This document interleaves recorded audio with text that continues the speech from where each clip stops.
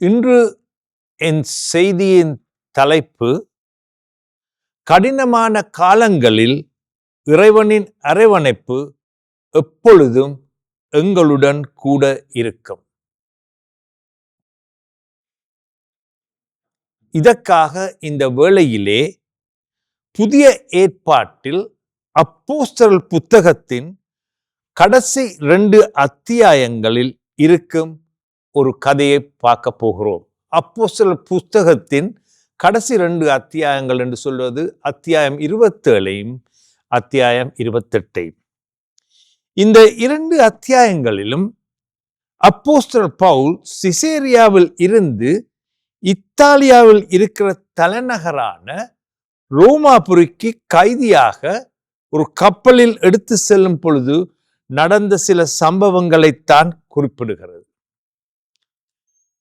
இதற்கு முக்கிய காரணம், யூதர்கள் பவுலை எருசலேமில் வைத்து அவரை விசாரித்து அதன் பின் அவரை கொலை செய்வதற்காக திட்டமிட்டிருந்தார்கள். அநேக பேருக்கு இந்த கதையை தெரியும். அப்போஸ்தலர் பவுல் ஒரு யூதராக இருந்து அந்த நாட்களிலே கிறிஸ்தவர்களை கொலை செய்தார். பின்பு அவர் கிறிஸ்தவராக மாறிவிட்டார். இதனால் யூதர்களுக்கோ பெரிய பெரிய கோபம் கொண்டு அவரை எப்படியோ முடித்துவிட திட்டமிட்டார்கள். அப்போஸ்தலர் பவுல் அது மாத்திரமன்றி ரோம நாட்டு பிரஜையாய் இருந்தபடியால் ரோமாபுரிக்கு அவருக்கு எதிராக இருந்த முறைப்பாடுகளை பேரரசன் ராயன் என்று ஆங்கிலத்தில் சொல்லுவார், சீசர் என்று தலைமையில் விசாரிக்க பவுலின் வேண்டுகோளுக்கு இணங்கி அவரை அங்கு எடுத்து சென்றார்கள். இவர் இந்த கடல் பயணத்தை மேற்கொண்டு இருந்திருக்காவிட்டால் அப்போஸ்தலன் பவுலின் கதை அன்றுடன் எருசலேமில் முடிந்திருக்கும். இந்த கடல் பயணத்தில் இவருடன் 276 பேர் அந்த கப்பலில் போனார்கள். இந்த பயணத்தில் எத்தனையோ கஷ்டங்களை அவர்கள் அனுபவித்தார்கள். மிக முக்கியமாக ஒரு கடும் புயலில் சிக்கி அவஸ்தையும் வேதனையும் பட்டார்கள். இருந்தும் இறைவனின் அரவணைப்பால் கடைசியாக ரோமாபுரிக்கு சென்று அடைந்தார்கள். இவர்களின் இந்த பயணத்தை வைத்து நான் இந்த கதையில் இருந்து என் மனதை தொட்ட 3 உண்மை தத்துவங்களை உங்கள் முன் வைக்க விரும்புகிறேன். முதலாவதாக, சோதனைகள் மத்தியில் உறுதுணையாக இருக்க இறைவன் தகுந்தவர்களை, அதாவது அவர் தேர்ந்தெடுத்தவர்களை எங்கள் வாழ்வில் இணைக்கிறார்.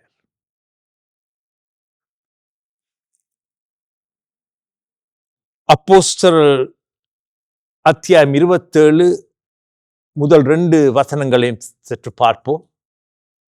நாங்கள் இத்தாலியா தேசத்துக்கு கப்பல் ஏறி போகும்படி தீர்மானிக்கப்பட்ட போது பவுலையும் காவலில் வைக்கப்பட்டிருந்த வேறு சிலரையும் அகஸ்து பட்டாளத்தைச் சேர்ந்த யூலியோ என்னும் பெயர் கொண்ட 100க்கு அதிபதியினிடத்தில் எங்களை ஒப்புவித்தார்கள்.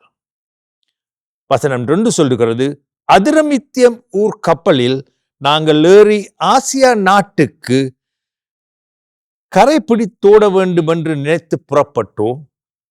மக்தேனியா தேசத்து தெசலோனிக்கா பட்டணத்தான் ஆகிய அரிஸ்டார்க்கும் எங்களுடன் கூட இருந்தார்.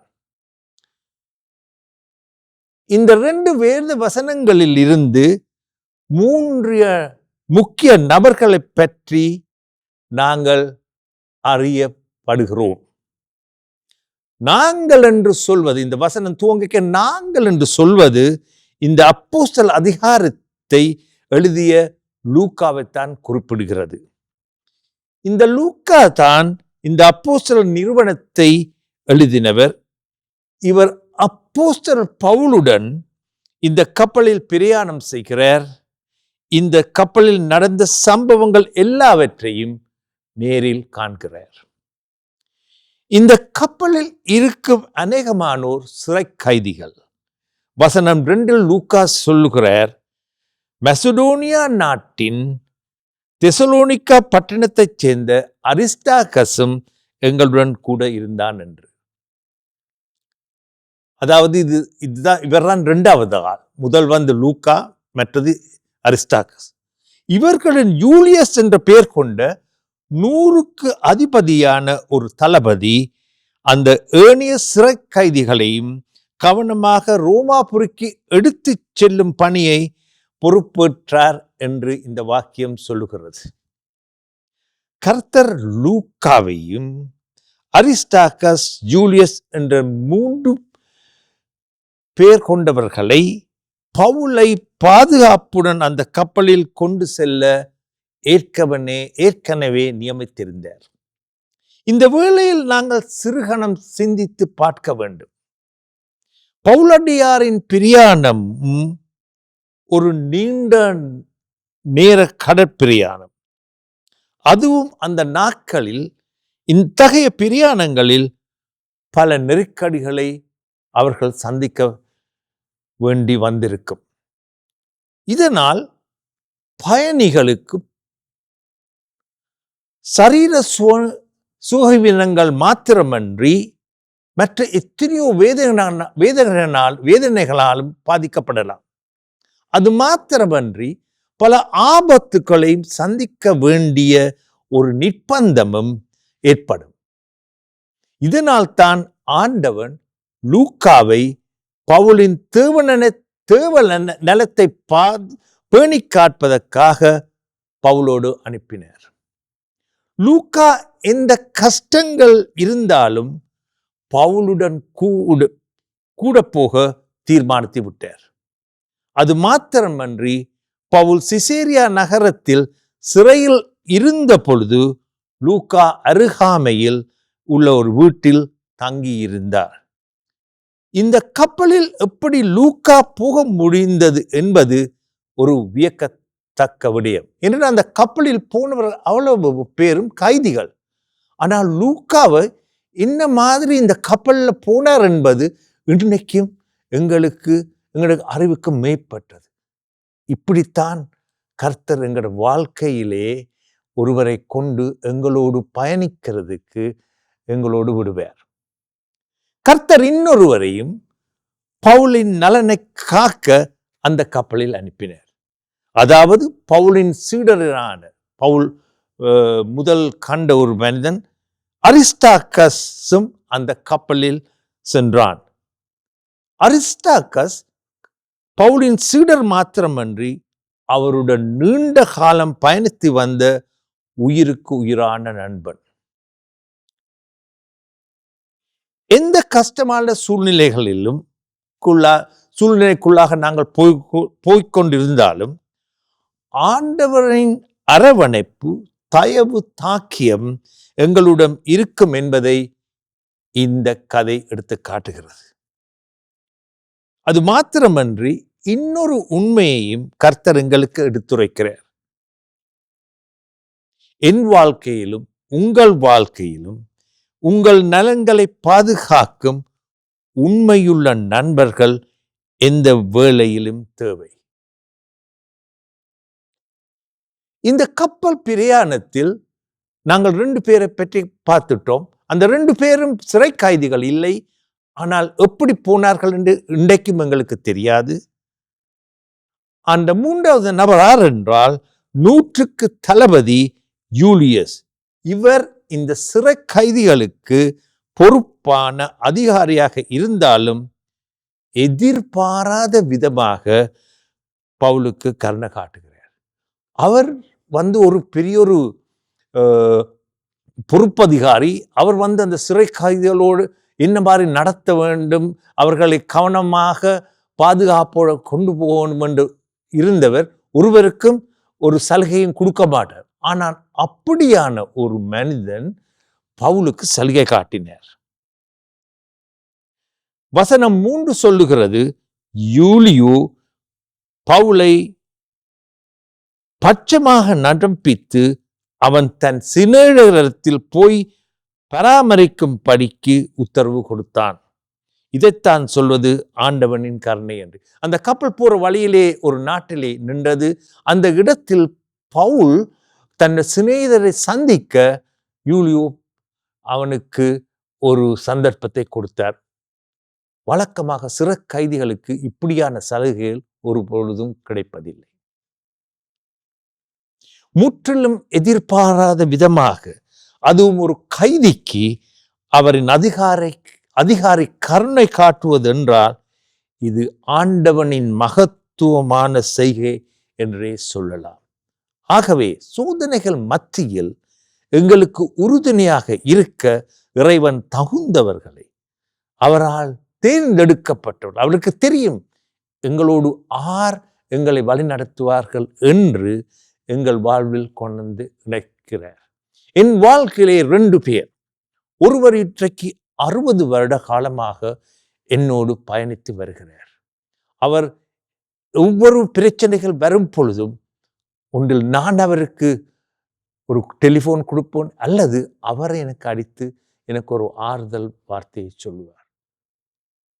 அது மாத்திரமின்றி 40 வருஷங்களுக்கு முன் ஒருவரை நான் சந்தித்தேன். அவரால் தான் என் வாழ்க்கையில் ஒரு மறுமலர்ச்சி கிடைத்தது. அதாவது அதற்கு முதல் நான் இந்துவாய் இருந்தேன். இவர் என்னை ஒரு சர்ச்சுக்கு அழைத்து சென்றார். அன்றிலிருந்து என் வாழ்க்கையில் ஒரு மாற்றம் ஏற்பட்டது. அவரும் இன்றும் என்னோடு தொடர்ந்து பயணிக்கிறார். ஆகவே இவர்கள் 2 பேரும், ஒருவர் 60 வருஷம், மற்றவர் 40 வருஷமாக என்னோடு இன்றும் தொடர்ந்து பயணம் செய்கிறார். 2வதாக நான் கதைக்க இருப்பது, ஏற்ற நேரத்தில் இறைவனின் கிருபை நம்மை வந்து சூழ்ந்து கொள்கிறது.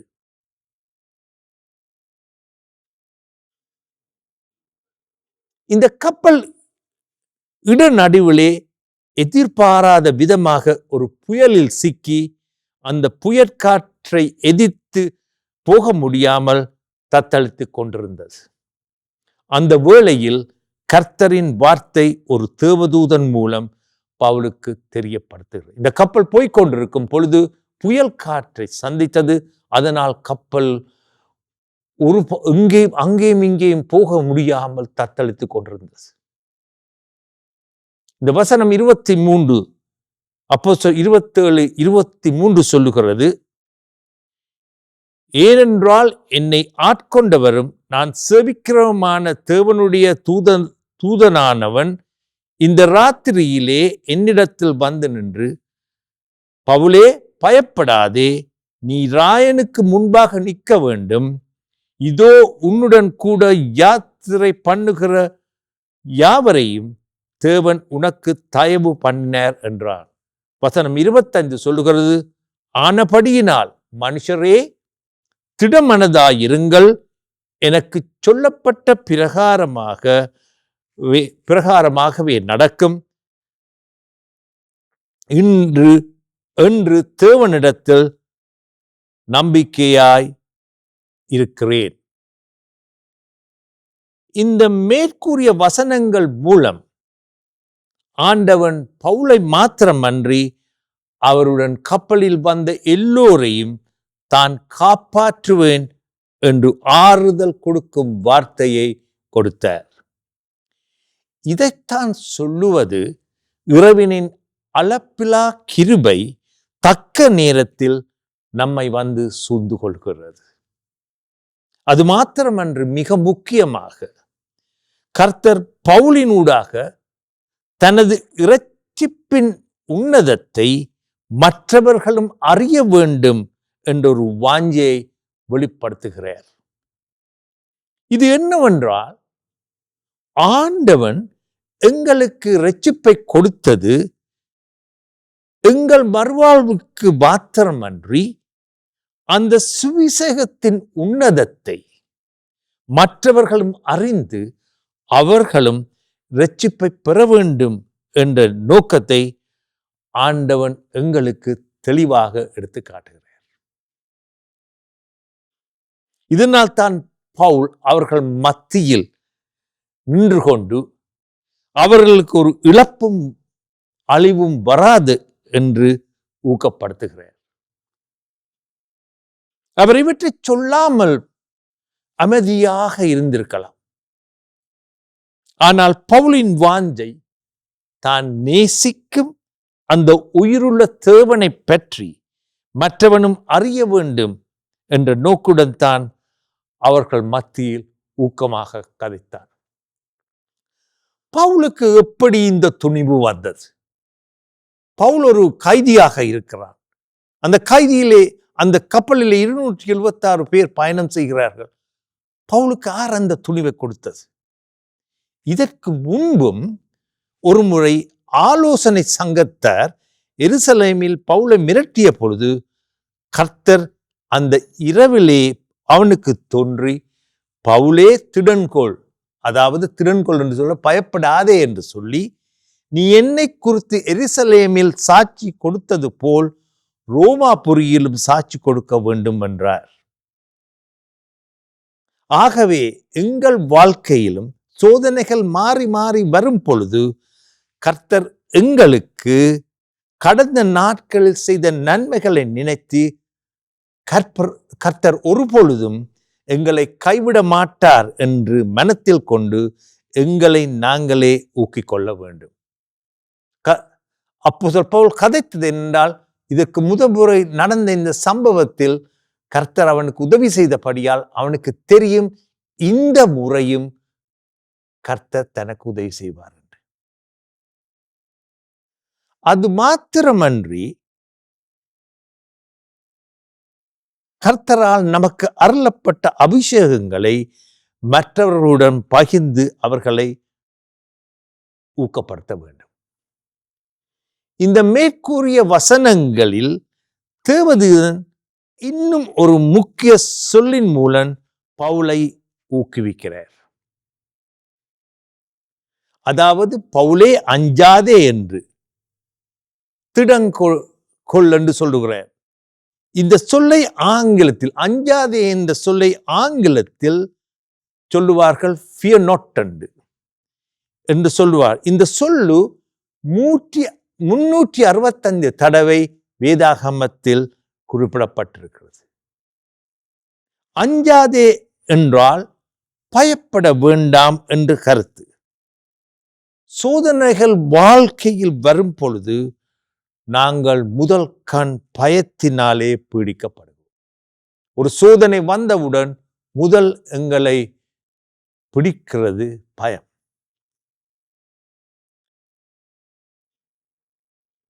வேதவசனம் 2 தீமோத்தி 1:7 சொல்கிறது, தேவன் நமக்கு அச்சமுள்ள ஆவியை கொடாமல் வல்லமையும் அன்பும் கூடிய சுய ஒழுக்கமுள்ள ஆவியை கொடுத்திருக்கிறார்.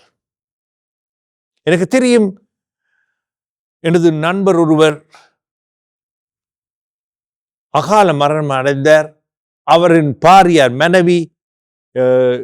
மனைவி ஒரு குழந்தை ஒரு பெண் பிள்ளை 7 வயதுள்ள ஒரு இளம் பராயத்தில் இருந்த பிள்ளை.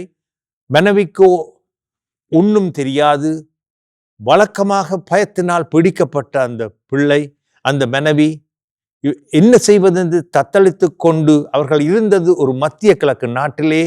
ஒரு கணவர் இறந்தால் அந்த நாட்டிலே தொடர்ந்து இருக்க இயலாது. இதனால் ஏதோ கடவுளின் ஒரு அன்பாலே அவருக்கு வேறு ஒரு இங்கிலாந்து நாட்டுக்கு போகக்கூடிய சந்தர்ப்பம் கிடைத்தது. பயத்தினாலே வழக்கமாக பிடிக்கப்பட்ட அந்த பெண் அங்கு இங்கிலாந்து நாட்டுக்கு போன பொழுது அவர் கர்த்தரால் ரட்சிக்கப்பட்டார். அன்று முதல் அவர் மனதில் ஒரு துணிவு வந்துவிட்டது. கர்த்தர் என்னோடு இருக்கும் பொழுது நான் என்னத்துக்கு பயப்பட வேண்டும் என்று. தன் வாழ்க்கையை ஒருவரின் உதவியும் இல்லாமல் அந்த பிள்ளையை வளர்த்து, அந்த பிள்ளையை ஒரு டாக்டர் ஆக்கினது மாத்திரமன்றி கல்யாணமும் பண்ணி கொடுத்து அவர் கர்த்தரின் காரியங்களை செய்து கொண்டிருக்கிறார்.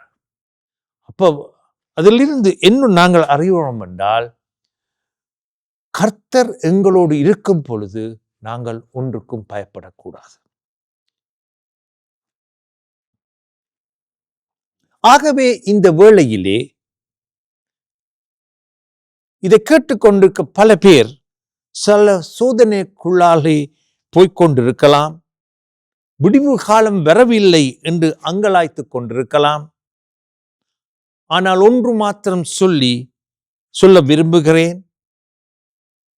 ஏற்ற தருணத்தில் இறைவனின் கருணை எங்களை வந்து அடைவது மாத்திரம் அன்றி எங்கள் துயரங்கள் எல்லாவற்றையும் தேற்றிவிடும்.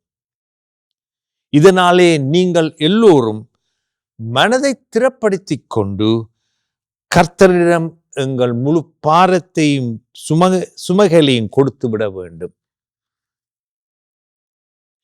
மூன்றாவதாகவும் கடைசியாகவும், இறைவனின் திட்டம் சோதனைகளில் மத்தியில் நிறைவேற்றப்படுகிறது. அப்போஸ்தலர் 27:26 வாக்கியம் சொல்லுகிறது, ஆயினும் நாம் ஒரு தீவிலே விழ வேண்டியதாய் இருக்கும் என்றான்.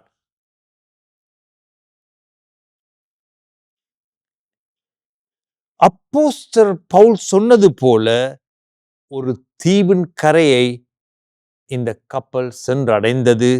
அந்த தீவுக்கு பேர் மெலிதா. எந்த புயலுக்கு பின்னும் ஒரு அமைதி வருவதுண்டு. எந்த இக்கட்டான பிரச்சனைகள், சோதனைகள் எல்லாவற்றுக்கு பின்பும் ஒரு முடிவு உண்டு. அந்த முடிவு பெரும்பாலும் நாங்கள் எதிர்பார்த்ததற்கு மாறாகவே இருக்கும்.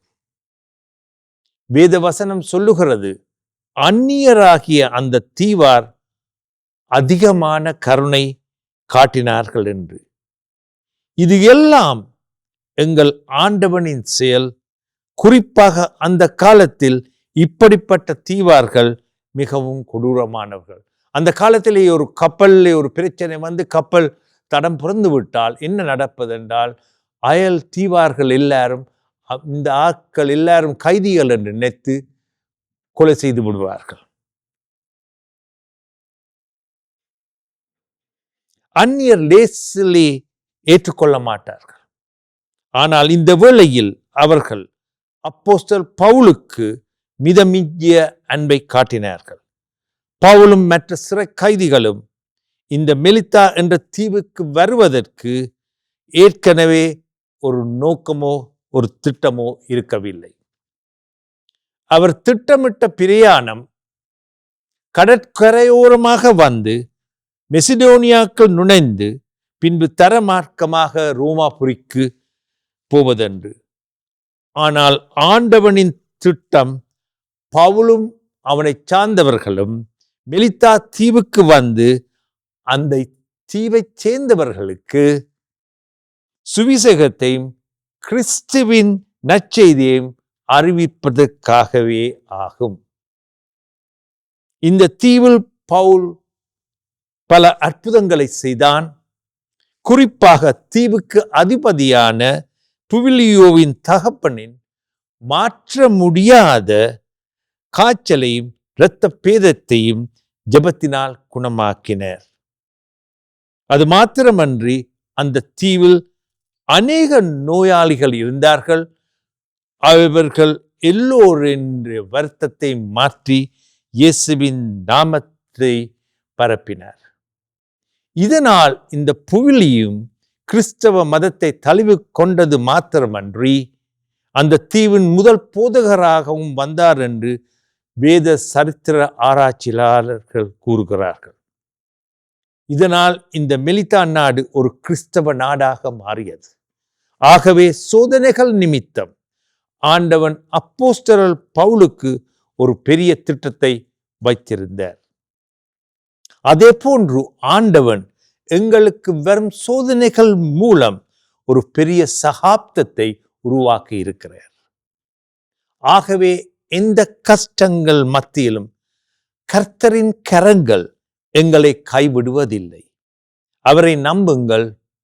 அவரின் அரவணைப்பு எங்களுடன் எப்பொழுதும் இருக்கும். அது மாத்திரமன்றி அவர் எங்களுக்கு உறுதுணையாக இருக்க நல்ல நண்பர்களை அந்தந்த வேளையிலேயே கொடுப்பார். உரிய காலத்தில் எங்கள் கஷ்டங்களை தீர்ப்பார். சோதனைகள் நிமித்தம் ஒரு பெரிய திட்டத்தை இறைவன் எங்கள் எல்லோருக்கும் வைத்திருக்கிறார். அதாவது எங்களுக்கு வரும் கஷ்டங்கள் துன்பங்கள் மத்தியில் எங்களை மாத்திரமன்றி மற்றவர்களையும் ஊக்குவித்து கர்த்தரின் நாமத்தை மேம்படுத்துவோமோ ஆகும். கடவுள் உங்கள் எல்லோரையும் ஆசீர்வதிப்பார்.